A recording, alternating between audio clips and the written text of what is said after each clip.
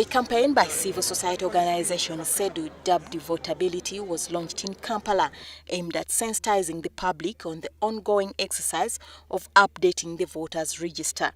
The turn-up for the update of the voters' register at many polling centers is still low. However, civil society organizations say this is likely to affect the poll, and the reason as to why they are now rolling out voters' civic education. So we would like to join the rest of Ugandans who would like to vote in 2016 in urging the rest of us to be active participants in the process.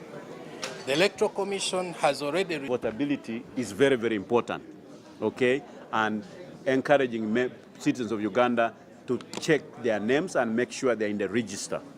Now, two, as a result of this, the current leaders have turned government to work for the leaders' interests, for their stomachs, for their families.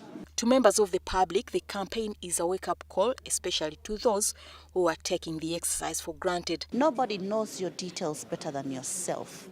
So you go and check your name, your spellings, your age, your gender. You might have a female name and the gender is wrong. That can disqualify you from the register. You can also know where your polling station. All Ugandans, to be competent participants in the electoral process, they must, first of all, follow the law. And the law is that they must be on the voters' register. I've had people talk about whether they want to participate or not. That is not relevant at this stage. What is relevant is that you confirm that you're on the register. Once you're on the register, then you can ask other questions about the electoral process. Campaign is really relevant because I, as a person, I registered in the voters ID, but I haven't yet checked that new register to see if my name is there. And right now I am going to make sure that my name is there because the people I choose will determine my future. Despite the country's population being high at 38 million people, the Electoral Commission is targeting half of the population by the end of the exercise. Electoral reforms are yet to be passed by Parliament. We must be mindful of the roadmap to 2016.